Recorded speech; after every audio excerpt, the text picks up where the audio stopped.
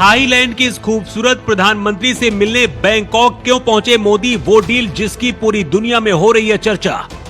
Thailand के बाद मोदी का श्रीलंका में धमाका, 50 साल बाद भारत करेगा अपने इस द्वीप पर कब्जा, क्या है मोदी का प्लान। मोदी से मिलते श्रीलंका ने कर दिया सबसे बड़ा ऐलान, फेल हो गया चीन का प्लान। थाईलैंड की पीएम भी खुशी से झूम उठी। थाईलैंड की पीएम से मिलने के बाद मोदी श्रीलंका पहुंचे और एक बड़ा धमाका कर दिया है। पिछले 50 सालों से जिसका इंतजार भारत कर रहा था, अब वो द्वीप क्या भारत को मिलने जा रहा है। अभी तक श्रीलंका चीन से कर्ज लेकर गले तक डूबा हुआ था और इसका फायदा चीन उठाता था।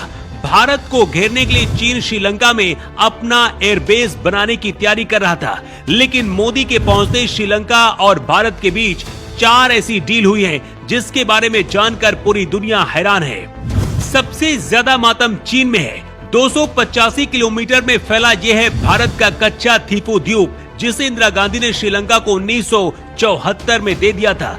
तब से आज तक तमिलनाडु के लोग इसका विरोध कर रहे हैं और इसे वापस लाने की मोदी से मांग की जा रही है। पहले यहाँ पर भारत और श्रीलंका के मछुआरे दोनों ही फिशिंग करते थे, लेकिन अब यहाँ पर श्रीलंका भारतीय मछुआरों को गिरफ्तार कर लेता है और नावें भी जब्त कर लेता है।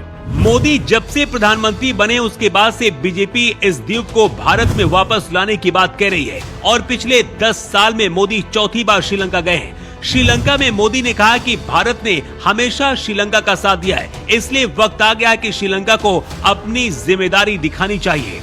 मोदी से मिलकर श्रीलंका के राष्ट्रपति अनुराग कुमार ने ऐलान किया है कि उनके देश की जमीन अब भारत के खिलाफ कभी भी यूज नहीं होने देंगे। मतलब चीन का एयरबेस बनाने का सपना अब चकनाचूर हो गया है। भारतीय मछुआरों को गिरफ्तार करने का मुद्दा भी मोदी ने उठाया है, जिसके बाद श्रीलंका ने भारतीय मछुआरों को छोड़ने की बात कही है। इसके साथ ही समुद्री सीमा पर भी समाधान निकालने के लिए डील हुई है। लेकिन क्या कच्चा थीपू द्वीप को श्रीलंका भारत को वापस करेगा, इसकी आधिकारिक जवाब अभी तक नहीं आया है।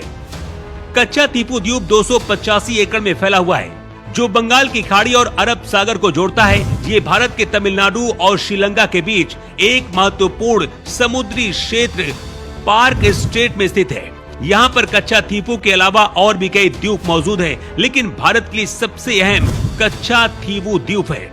14वीं शताब्दी के दौरान एक ज्वालामुखी विस्फोट के कारण इस द्वीप का निर्माण हुआ था। ये द्वीप रामेश्वरम से 19 किलोमीटर दूर है।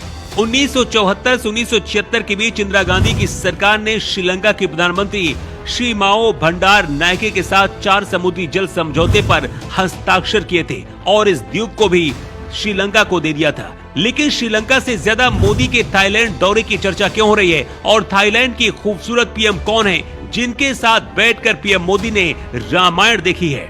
थाईलैंड के पीएम शिनवात्रा दुनिया की सबसे कम उम्र की प्रधानमंत्री है। इनकी उम्र सिर्फ 38 साल है और थाईलैंड के प्रधानमंत्री है।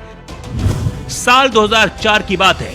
उस दौरान शिनवात्रा के पिता थाईलैंड के प्रधानमंत्री थे और अलगाववादी मुसलमान अलग देश बनाने की मांग कर रहे थे। इसके बाद पीएम थाकसिन के आदेश के बाद सभी अलगाववादियों के कपड़े उतारकर 16 ट्रकों में भरकर 150 किलोमीटर दूर कैंप में सभी को फेंका गया था, जिसमें 78 लोगों की मौत हो गई थी। उन्हीं की बेटी है थाईलैंड की नई प्रधानमंत्री और दुनिया की सबसे कम उम्र की पीएम शिनवात्रा। थाईलैंड में सबसे ज्यादा बौद्ध धर्म और हिंदू धर्म को मानने वाले लोग हैं, इसलिए शिनवात्रा और उनके पिता दोनों को थाईलैंड के लोग बहुत पसंद करते हैं। थाईलैंड में बौद्ध धर्म को मानने वाले लोग ज्यादा हैं, लेकिन यहाँ रहने वाले लोगों में हिंदू धर्म का गहरा प्रभाव है। रामायण थाईलैंड में बहुत लोकप्रिय है और इसे थाई भाषा में रामकियन कहा जाता है। रामकियन को थाईलैंड का राष्ट्रीय ग्रंथ माना जाता है। थाईलैंड की प्रधानमंत्री पाइतोंग तार्न शिनवात्रा के साथ पीएम मोदी ने रामायण देखी, जिसकी चर्चा पूरी दुनिया में है। इसके साथ ही शिनवात्रा को मुस्लिम विरोधी भी माना जाता है और मोदी की छवि भी ऐसी ही है, इसलिए भी दोनों की चर्चा है। सबसे खास बात यह है कि थाईलैंड भारत को अपना बड़ा भाई कहता है और भारत की संस्कृति थाईलैंड में दिखती है। थाईलैंड के बाद मोदी श्रीलंका पहुंचे, जहां कई बड़े डीलों पर दोनों देशों के बीच समझौता हुआ है।